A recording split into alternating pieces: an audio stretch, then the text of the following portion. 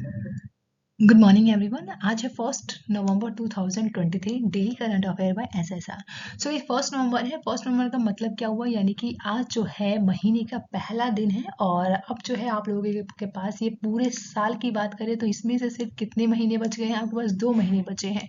ठीक है, तो यहाँ पे अगर हम 2 महीने का यहाँ पे डेज की काउंटिंग करें तो कितने होंगे? 60 दिन, या फिर बोल सकते हैं आपके पास इसमें 2 दिन और ऐड कर लीजिए, या फिर आप बोल सकते हैं कि एक दिन और ऐड कर लीजिए, तो कितना हो गया है? 61 दिन आप लोगों के पास है मोटा मोटा। ठीक है, तो आप लोगों ने अब तक पूरे साल में जो काम नहीं किया है अपने सिलेबस से रिलेटेड, उस सिलेबस को आप कंप्लीट कर लीजिए 2 महीने के अंदर, और फिर जो है आप लोगों को नया साल आता हुआ दिखाई देगा।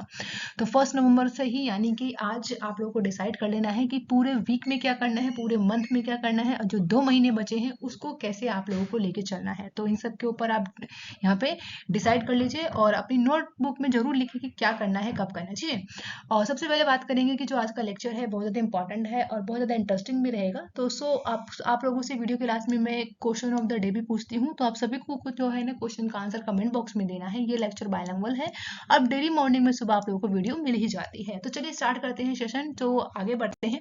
आप सभी को कमेंट बॉक्स में लिखना है अभी जय हिंद जय भारत। अगर आप मेरे चैनल पे न्यू हैं तो प्लीज़ आप मेरे चैनल को सब्सक्राइब कर लीजिएगा, बेल आइकन पे हिट कर दीजिएगा, ताकि जो भी वीडियोस आए उन सभी की नोटिफिकेशन आप तक पहुंचे। और आप प्लीज़ गाइस, सबसे ज़्यादा इंपॉर्टेंट बात कहूँगी, आप ज़्यादा से ज़्यादा लोगों में शेयर कीजिए अगर आपको वीडियो अच्छे लगते हैं तो। ठीक है, तो चलिए स्टार्ट करते हैं आज का सेशन। फर्स्ट आप लोगों को हम यहाँ पे क्या करने वाले हैं, क्विक रिविजन करने वाले हैं। तो फर्स्ट क्वेश्चन आप सभी के सामने है।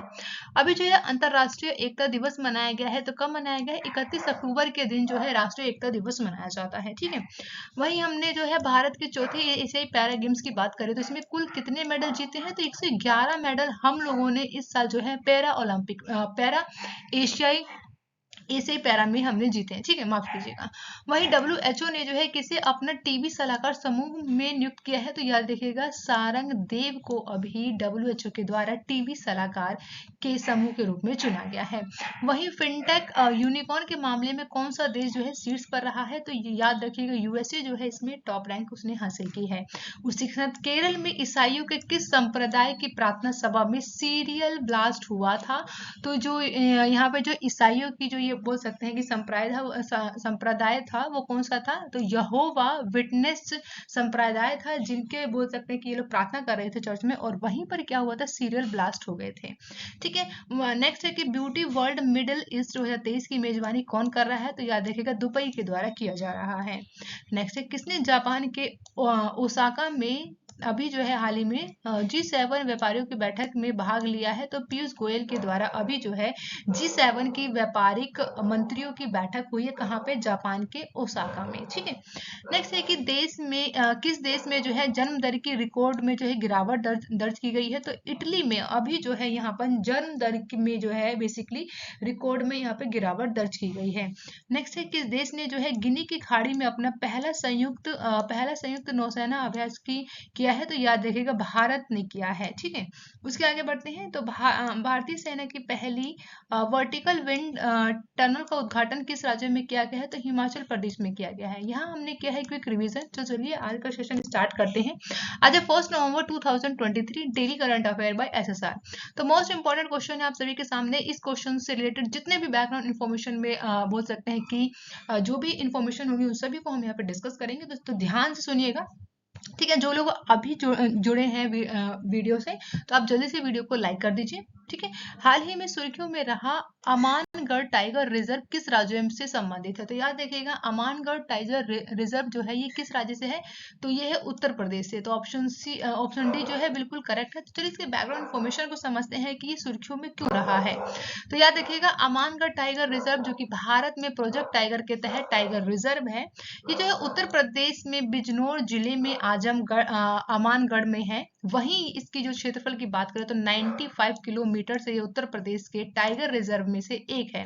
वहीं ये जो है Dudhwa tiger reserve, Pilibhit tiger reserve और रानीपुर टाइगर रिजर्व भी कहाँ पर है? आपको याद रखना है कहाँ पर है। तो याद रखिएगा, उत्तर प्रदेश में है। वहीं यहाँ पर क्या है, बाघों और हाथियों के कई प्रकार के अन्य जंगली जानवर भी देखने को मिलते हैं। सो बात करते हैं यहाँ पे एक बार यूपी की उत्तर प्रदेश के बारे में, जानते हैं क्या है इसकी बैकग्राउंड इन्फॉर्मेशन। तो वर्ष 1937 की बात करें तो ब्रिटिश शासन के समय जो है आपके उत्तर प्रदेश का क्या नाम था, संयुक्त प्रांत के नाम से जाना जाता था। लेकिन स्वतंत्रता की बात करें 1947 के बाद यहाँ पर क्या होता है आपका कि 1950 में इसका नाम बदल कर क्या कर दिया जाता है, उत्तर प्रदेश रखा जाता है। यूपी की राजधानी याद रखिएगा क्या है, लखनऊ जो है यूपी की राजधानी है। और ये यूपी जो है आपके 18 मंडल और 75 जिलों के गठन के साथ ये आपका उत्तर प्रदेश बनता है। और उत्तर प्रदेश से ही हम लोग उत्तराखंड को अलग करके बनाते हैं। 2000 सन 2000 की बात करें तो उस समय जो है 27वां राज्य बनाया जाता है उत्तर प्रदेश से अलग करके, किसे, उत्तराखंड को। ठीक है, इसकी राष्ट्रीय सीमाएं कितनी है, तो 9 अन्य राज्य हैं। यहाँ पे हम बोल सकते हैं कि 8 तो इसमें स्टेट हैं और प्लस 1 इसमें हम क्या बोल सकते हैं कि एक आपका अंतरराष्ट्रीय बाउंड्री आती है जो कि नेपाल की है। ठीक है, तो आपको 8 जो स्टेट हैं उन सभी को कमेंट बॉक्स में बताने हैं कौन कौन से राज्य जो हैं आपको, आपका जो उत्तर प्रदेश से यहाँ पे राष्ट्रीय सीमा को साझा करते हैं। वहीं अंतरराष्ट्रीय स्तर पर जो है उत्तर प्रदेश जो है नेपाल की बाउंड्री को टच करता है। तो एक बार मैप में देख लीजिएगा आप लोग, यहाँ पे देखिएगा, अगर फोकस कीजिएगा तो ये यहाँ पे बॉर्डर आप लोग देख पाएंगे। यहाँ से जो है ये नेपाल की आप लोग देख पाएंगे कि बॉर्डर है जो कि उत्तर प्रदेश की बॉर्डर यहाँ से साझा करती है। वहीं सबसे अधिक आबादी की बात करें तो सबसे अधिक आबादी वाला राज्य भी कौन है, आपका उत्तर प्रदेश है। वहीं यहाँ पर हम बात करें कि यहाँ पे मेनली जो है सबसे ज्यादा कौन सी फसलें उगाई जाती हैं, तो याद रखिए गेहूं, मक्का, चावल, चना और दाल जैसी फसलों को उगाया जाता है। वहीं लोकसभा की सीटों की बात करें तो यहाँ पे लोकसभा की सीटें कितनी हैं, 80 जो है आपके यूपी के पास सीटें हैं जो कि सबसे ज्यादा है। और राज्यसभा की सीटों की बात करें तो 31 है। वहीं कुल सदस्य जो कि विधानसभा में कितने कुल सदस्य हैं, तो 403 जो है आपके विधानसभा में कुल सदस्य हैं। अब बात करते हैं यहाँ पर राज्य पशु, पक्षी, वृक्ष, पुष्प और खेल के बारे में जो कि उत्तर प्रदेश के हैं। तो राज्य पशु की बात करें तो बारहसिंगा है या फिर दलदली हिरण कहा जाता है। वहीं राज्य पक्षी की बात करें तो क्या है, सारस क्रेन है। तो आपको याद रखना है राज्य पक्षी क्या है, सारस क्रेन है। और राज्य वृक्ष की बात करें तो अशोक है। और राज्य पुष्प की बात करें तो पलाश जो है यहाँ का राज्य पुष्प है। और वहीं राज्य खेल की बात करें तो क्या है, हॉकी है। अब चलिए एक बार यहाँ पे बाउंड्री में देख लेते हैं, यहाँ पे उत्तर प्रदेश की बाउंड्री कौन कौन से स्टेट से लगती है। तो चलिए एक बार देखते हैं। तो ये देखिएगा बिहार जो है आप यहाँ पे देख पाएंगे ईस्टर्न साइड से लगता है। और झारखंड देख पाएंगे सेकंड नंबर पर। थर्ड नंबर पे देख पाएंगे आप लोग छत्तीसगढ़ यहाँ पे बॉर्डर को टच करता है जो कि सिर्फ सोनभद्र से करता है। ठीक है, और यहाँ आप देख पाएंगे मध्य प्रदेश से भी जो है यहाँ पे आप लोग बॉर्डर को देख पाएंगे टच करता है, जो कि सबसे ज्यादा जिले जो है आपके मध्य प्रदेश से ही उत्तर प्रदेश के जिले लगते हैं। राजस्थान को देख पाएंगे जो कि राजस्थान के जो है यहाँ पे बॉर्डर टच होगा किसका, आगरा और मथुरा का। यहाँ पे जो ये जिले हैं इनके ही यहाँ पे बाउंड्री लगती है। उसके बाद हरियाणा देख पाएंगे आप लोग, यहाँ पे हरियाणा भी यहाँ पे बॉर्डर को टच करता है उत्तर प्रदेश से। हिमालय की बात करें तो बहुत छोटू सा हिस्सा जो है यहाँ पर बेसिकली यहाँ पे आप लोग देख पाएंगे कि ये इससे यहाँ पे टच होता है क्या, हिमालय प्रदेश के हिमाचल प्रदेश की यहाँ पे बाउंड्री। वहीं उत्तराखंड को देख पाएंगे तो ये यहाँ पे आप देख पाएंगे सहारनपुर, बिजनौर और यहाँ पे आप देखेंगे मुरादाबाद, रामपुर और बरेली और पीलीभीत जैसे यहाँ पे जो जिले हैं ये सभी के सभी आपके उत्तराखंड से यहाँ पे टच होते हैं। तो आपको इतना बात आपको याद रखना है उत्तर प्रदेश के बारे में, बहुत बेसिक है और बहुत ज्यादा इंपॉर्टेंट है। ठीक है, नेक्स्ट क्वेश्चन की बात करेंगे जो कि सेकंड है, हाल ही में रग्बी विश्व कप 2023 का खिताब किसने जीता है। तो याद रखिएगा साउथ अफ्रीका के द्वारा जीता गया है। तो इस साल जो कि रग्बी विश्व कप को आयोजित कहाँ पे किया गया है ये आपको कमेंट बॉक्स में बताना है। और इस साल का विनर कौन रहा है, तो याद रखिएगा साउथ अफ्रीका रहा है जो कि बहुत ज्यादा इंपॉर्टेंट है। नेक्स्ट है कि हाल ही में जो है मनरेगा राहत एक्टिव वर्कर्स की संख्या में कितने प्रतिशत की गिरावट आई है। तो ये बहुत ज्यादा इंपॉर्टेंट है क्योंकि जो मनरेगा बोल सकते हैं कि एक ऐसी योजना चलाई गई थी जो कि ग्रामीण लोगों को, जो कि अकुशल लोग हैं उन लोगों को काम देने का काम करता है ये मनरेगा। और इसमें जो है यहाँ पर जो एक्टिव वर्कर्स है उनकी यहाँ पे जो प्रतिशत में गिरावट दर्ज की गई है। तो कितने प्रतिशत की गिरावट को यहाँ पे दर्ज किया गया है मनरेगा में, तो याद रखिए कि 7.5% की यहाँ पे गिरावट को दर्ज किया गया है। ऑप्शन बी बिल्कुल करेक्ट है। इसकी बैकग्राउंड इन्फॉर्मेशन को समझेंगे यहाँ पे डिटेल डिटेल में। तो Mahatma Gandhi national rural employment guarantee scheme इसका फुल फॉर्म है। तो Mahatma Gandhi national rural employment guarantee scheme, दोनों में इंग्लिश हिंदी में दोनों सेम है। इसके तहत बात की गई है कि एक्टिव वर्कर्स की संख्या में गिरावट आई है, जो कि कितनी आई है 2000 बेसिकली अप्रैल से सितंबर की बात करें तो इस दौरान जो है 7.5% कामगारों की संख्या में कमी आई है। वहीं मनरेगा की बात करें तो मनरेगा की शुरुआत कब हुई थी, तो याद रखिएगा मनरेगा ग्रामीण विकास मंत्रालय के द्वारा जो है 2005 में इसकी शुरुआत की गई थी, जो कि दुनिया के सबसे बड़े कार्य गारंटी कार्यक्रम जो कि भारत के द्वारा चलाया गया है और दुनिया का सबसे बड़ा ये कार्य गारंटी कार्यक्रम है। और इस योजना का प्राथमिक उद्देश्य बेसिकली क्या है, जो कि सार्वजनिक कार्य के संबंधित जो अकुशल जो शारीरिक कार्य हैं करने के इच्छुक भी हैं, लेकिन वो ग्रामीण परिवार के वयस्क सदस्यों को प्राप्त वित्तीय वर्ष में 100 दिन का रोजगार देने का काम करते हैं।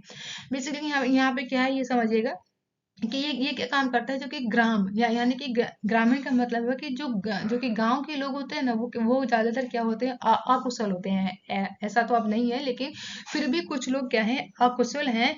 तो उनको जो है क्या किया जाता है, इस योजना के तहत जो है यहाँ पर 100 दिन का काम देने की गारंटी दी जाती है और यहाँ पे इन्हें काम दिया जाता है 100 दिन के लिए, ठीक है।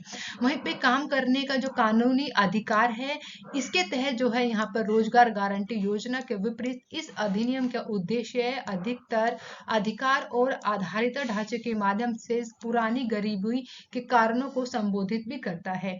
तो याद रखना है इसको भी कि जो आप लोगों का जो राइट है, काम करने का अधिकार है, वो भी इसके तहत यहाँ पे बोल सकते हैं कि वो भी दिया जाता है आपको। साथ ही इसमें जो जितने भी लाभार्थी होंगे उनमें से जो है कम से कम जो है 1/3 महिला होनी चाहिए इसमें, ठीक है। इसके साथ जो है न्यूनतम मजदूरी अधिनियम जो कि आपका 1948 के तहत है, राज्य में कृषि मजदूरों के लिए निर्दिष्ट वैधानिक न्यूनतम मजदूरी के अनुसार मजदूरी का भुगतान किया जाना चाहिए। कि जो ये बोल सकते हैं कि ये जो अधिनियम है, जो कि न्यूनतम मजदूरी अधिनियम 1948 के तहत बात की जाए तो मनरेगा जो है इसमें ये काम करता है, जो कि मजदूरों को उनकी न्यूनतम मजदूरी भी देता है। तो बहुत इंपॉर्टेंट है ये मनरेगा, आपको याद रखना है। और यहाँ पे याद रखिएगा आप लोग कि जो मनरेगा है ना, इसमें क्या है कि मनरेगा क्या करता है, आपके जो सस्टेनेबल डेवलपमेंट गोल्स हैं, जो कि 17 हमारे क्या है सस्टेनेबल डेवलपमेंट गोल है, जो कि 2030 तक हमें इन्हें कंप्लीट करना है, पूरा करना है इन गोल्स को। उसमें से जो है यहाँ पे 8 जो है ये इसके बोल सकते हैं कि मनरेगा को फुलफिल कर लेते हैं, ठीक है। तो ये याद रखिएगा, जैसे कि नो पॉवर्टी, ठीक है, जीरो हंगर की बात करें, या फिर गुड हेल्थ की बात करें, साथ ही इक्वेलिटी की बात करते हैं, ठीक है। सॉरी, यहाँ पे क्या किसकी बात करते हैं, क्वालिटी एजुकेशन की बात करते हैं, क्योंकि वो लोग काम पे जाएंगे तो वो क्या होगा, उनके बच्चे पढ़ाई कर पाएंगे, इसलिए जो है क्वालिटी एजुकेशन की बात की गई है, जो कि 4th गोल है। 5 गोल में क्या बताया गया है कि जेंडर इक्वलिटी की बात की गई है। यहाँ पे मेल और फीमेल दोनों को ही काम दिया जाता है, जो कि ग्रामीण होते हैं, ठीक है। उसी के बाद जो है यहाँ पे अगर वो लोग काम करेंगे तो क्या होगा, इकोनॉमिक ग्रोथ होगी उनकी, और यहाँ पे इंडस्ट्री और जो भी इनोवेशन होगा वो यहाँ पे बढ़ता हुआ दिखाई देगा। उसी के साथ क्या होगा, रिड्यूस होगा अनइक्वेलिटी, ठीक है ना, यानी कि असमानता को यहाँ से दूर किया जाएगा, जो कि ये जो आपके 8 गोल को फुलफिल करता है, कौन, मनरेगा फुलफिल करता है। तो इतना आपको याद रखना है। अब एक बार यहाँ पर देख लेते हैं मौलिक अधिकार क्या क्या है हमारे, क्योंकि मौलिक अधिकार हम सभी को पता होने चाहिए कि हमारे जो फंडामेंटल राइट है वो क्या है, ठीक है। तो याद देखिएगा, समानता का अधिकार की बात करें तो अनुच्छेद यानी आर्टिकल 14 से 18 में दिए गए हैं। वहीं स्वतंत्रता का अधिकार की बात करें तो आर्टिकल 19 से 22 में दिए गए हैं। शोषण के विरुद्ध अधिकार की बात करें जो कि 23 से 24 तक में आपको दिए गए हैं। वहीं धार्मिक स्वतंत्रता का अधिकार है आपको, और ये आर्टिकल कितना है, 25 से 28 है।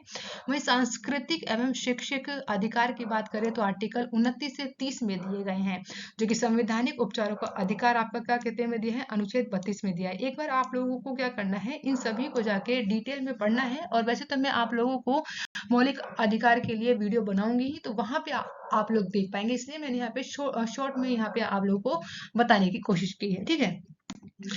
यहाँ पे अब बात करेंगे नेक्स्ट क्वेश्चन जो कि फोर्थ है, हाल ही में अभी जो है फेटा के द्वारा जो है किस देश को अपनी ग्रे लिस्ट से हटाया है। तो FATF की बात करें तो इसके द्वारा जो है अभी यहाँ पर किस देश को हटाया गया है, ये बेसिकली काम क्या करता है इसके बारे में भी जानेंगे। तो अल्बेनिया, ठीक है, तो याद रखिएगा अल्बेनिया को जो है फेटा के द्वारा अभी इस ग्रे लिस्ट से हटा दिया है। तो समझते हैं इसके बैकग्राउंड इन्फॉर्मेशन को। तो याद रखना है फाइनेंशियल एक्शन टास्क फोर्स जो है इसकी फुल फॉर्म है, जो कि काम ये क्या करता है, अभी इसी ने हाल ही में क्या किया है, केमेन आइसलैंड और पनामा, जॉर्डन और अल्बेनिया सहित कई देशों से अपनी ग्रे लिस्ट से इन देशों को हटा दिया है।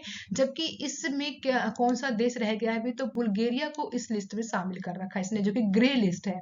ठीक है, जो कि फाइनेंशियल एक्शन टास्क फोर्स की बात करें तो ये क्या है, एक अंतर सहकारी निकाय है जो कि मनी लॉन्ड्रिंग, आतंकवाद, वित्त पोषण और प्रसार वित्त पोषण से निपटने के लिए एक अंतर्राष्ट्रीय मानक स्थापित करने की जिम्मेदारी लेता है कि जहां पर भी अगर आतंकवाद फैला हो या फिर आतंकवादियों को, जो कि कोई बोल सकते हैं कि कहीं पर किसी भी देश में है तो उन लोगों को कोई फाइनेंशियल कोई सपोर्ट मिल रहा है, तो उन सब के ऊपर ये लोग नजर बना के रखते हैं।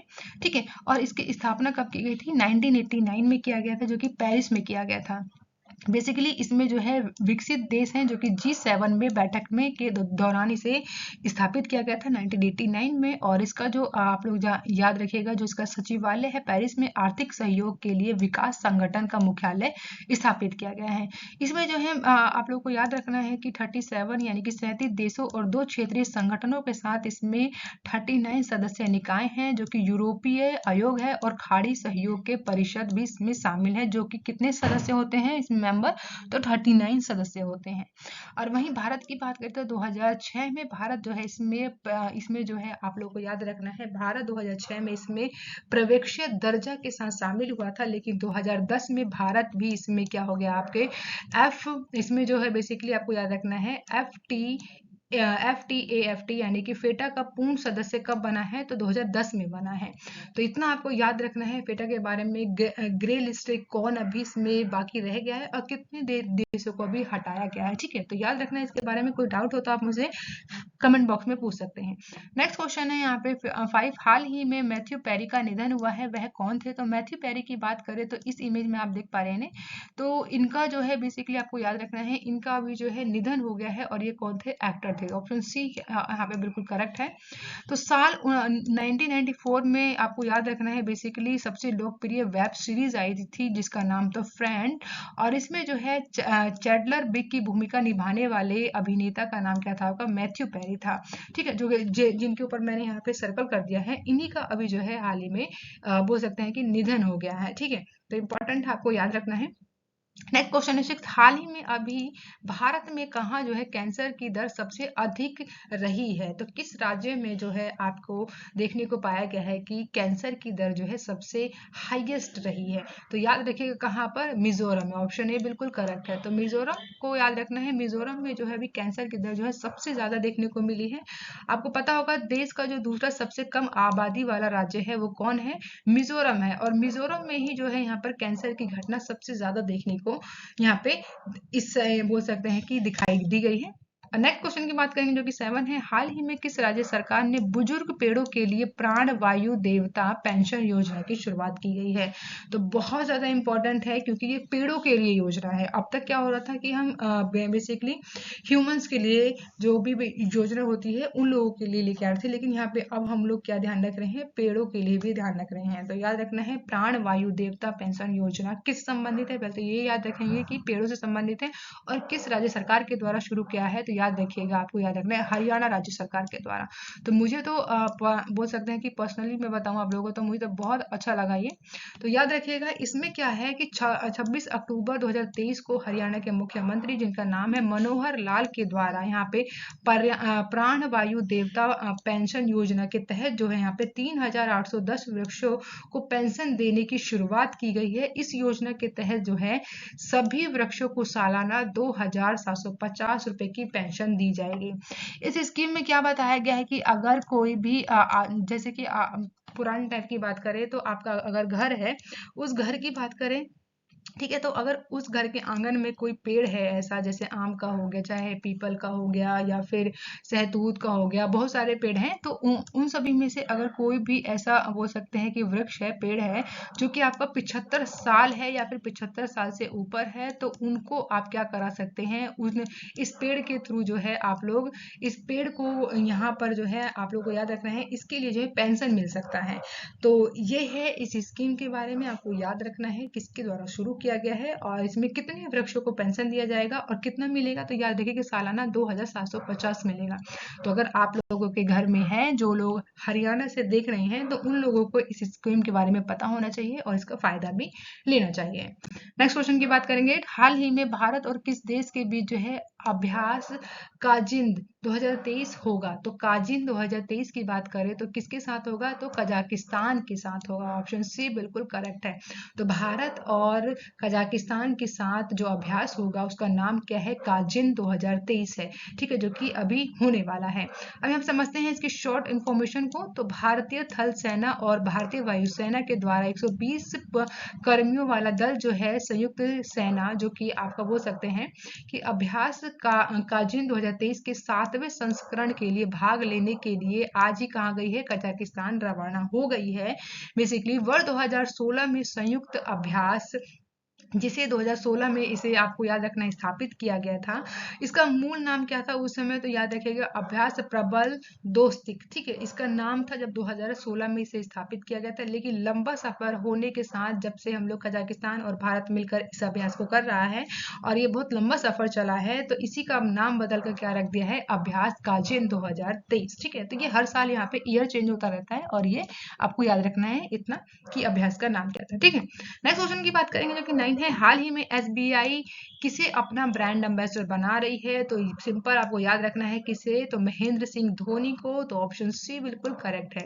तो एम एस धोनी यानी महेंद्र सिंह धोनी को जो है ब्रांड एम्बेसडर बनाया गया है। अभी जो है हाल ही में जियो मार्ट के द्वारा भी किन्हें बनाया गया है ब्रांड एम्बेसडर, तो एम एस धोनी को ही बनाया गया है। और इसके साथ एक और चीज याद रखेंगे आपको कि लेज, जो अभी जो है हाल ही में लेज के लिए भी किसे ब्रांड एम्बेसडर बनाया गया है, तो किसे बनाया है, एम एस धोनी को बनाया है।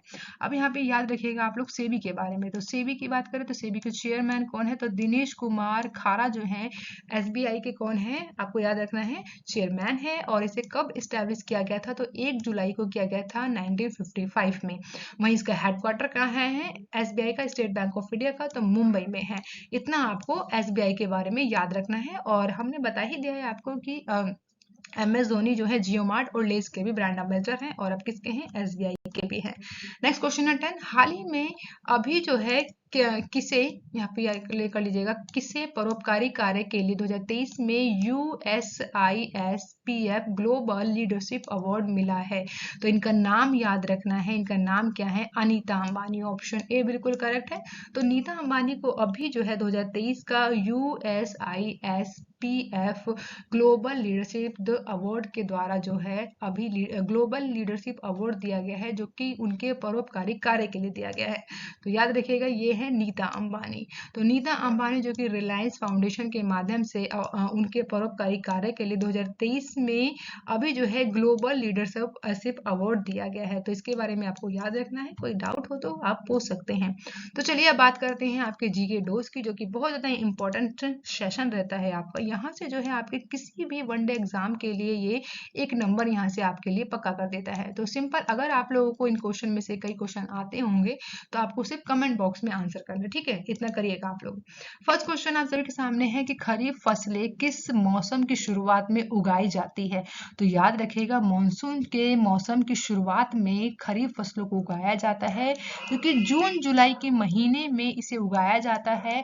और इसकी कटाई की बात करें तो कब काटते हैं, तो सितंबर अक्टूबर में इनकी फसलों को यहाँ पे आपको याद रखना है काट लिया जाता है। ठीक है, खरीफ की फसलों को। वहीं नील क्रांति किससे संबंधित है, तो मत्स्य उत्पादन से संबंधित है आपका नील क्रांति, जो कि मछलियों से संबंधित है। यहाँ पे जितने भी मछुआरे हैं उनको आर्थिक स्थिति से मजबूत बनाने के लिए नील क्रांति की शुरुआत की गई थी। ठीक है, नेक्स्ट क्वेश्चन है बनारस हिंदू विश्वविद्यालय की स्थापना कब की गई? तो 1916 में मदन मोहन मालवीय के द्वारा बनारस हिंदू विश्वविद्यालय की स्थापना की गई थी। वहीं भारत का सबसे बड़ा नदी द्वीप मांजुली किस नदी पर स्थित है? याद रखिएगा ब्रह्मपुत्र नदी पर स्थित है। आपको याद रखना है सबसे बड़ा नदी द्वीप है जो कि जिसका नाम क्या है? मांजुली जो है किस नदी पर स्थित है? तो ब्रह्मपुत्र नदी पर स्थित है। वहीं भारत की पहली महिला मुख्य चुनाव आयुक्त कौन थी? तो वी.एस. रामा देवी, जो कि भारत की पहली महिला मुख्य चुनाव आयुक्त थी। नेक्स्ट की बात करेंगे, जो कि कथकली जो है किस राज्य संबंधित है? तो केरल से जो है कथकली संबंधित है, जो कि ये आपका क्या है? शास्त्रीय नृत्य है। वहीं मानव शरीर की सबसे छोटी हड्डी कौन सी है? तो याद रखिएगा कान की जो सबसे छोटी हड्डी होती है वो होती है मानव शरीर की सबसे छोटी हड्डी, जिसको क्या बोलते हैं? स्टेपिस बोलते हैं। अगर आपसे कोई पूछे मानव शरीर की सबसे बड़ी हड्डी कहाँ होती है, तो याद रखिएगा जांग में होती है और उसका नाम क्या है? फेमर है। ठीक है, सबसे छोटा महासागर कौन सा है? तो आर्कटिक महासागर जो है सबसे छोटा महासागर है। वहीं अब नेक्स्ट क्वेश्चन की बात करेंगे, तो लोकतंत्र ऐसी सरकार है जिसमें प्रत्येक की हिस्सेदारी होती है, ये कथन किसके हैं? तो याद रखिएगा अब्राहम लिंकन की ये कथन है जिसका जो इनके द्वारा कहा गया है, लोकतंत्र ऐसी सरकार है जिसमें प्रत्येक की हिस्सेदारी होती है। ठीक है, वहीं नेक्स्ट क्वेश्चन की बात करें तो उपनिवेशिक भारत में भारतीय विधवाओं के लिए शारदा सदन स्कूल की स्थापना किसने की थी? तो पंडित रामाबाई सरस्वती के द्वारा जो है विधवाओं के लिए, जो भारतीय विधवाएं हैं उनके लिए जो है शारदा सदन स्कूल की स्थापना की गई थी। आपको ये सेशन कैसा लगा आप जरूर बताइएगा, जी के डोज वाला। ठीक है, नेक्स्ट यहाँ पे बात करेंगे क्वेश्चन ऑफ द डे का। तो हाल ही में WHO ने किसे अपना टीबी सलाहकार समूह में नियुक्त किया है? ऑप्शन आप सभी के सामने है, करेक्ट ऑप्शन को आपको कमेंट बॉक्स में आंसर करना है। नेक्स्ट है कि जो कि लास्ट वीडियो मैंने आप लोगों से क्वेश्चन पूछा था उसका आंसर बताने की बारी है। तो हाल ही में किसे जो है वैश्विक शिक्षा पुरस्कार 2023 मिला है? तो याद रखिएगा किसे मिला है? तो दीप नारायण नायक को जो है इस साल का ग्लोबल एजुकेशन अवार्ड 2023 से सम्मानित किया गया है। याद रखिएगा इतना आप लोग। Thank you for watching guys, मिलते हैं नेक्स्ट वीडियो में। आप अपना बहुत ज़्यादा ध्यान रखिए, खुश रहिए, स्वस्थ रहिए और आप अपना शेड्यूल बनाइए कि पूरे जो 2 महीने बचे हैं आप लोगों को कैसे कवर करना है। और वीडियो अच्छी लगी है तो लाइक करना है और शेयर करना है। Bye bye guys and take care.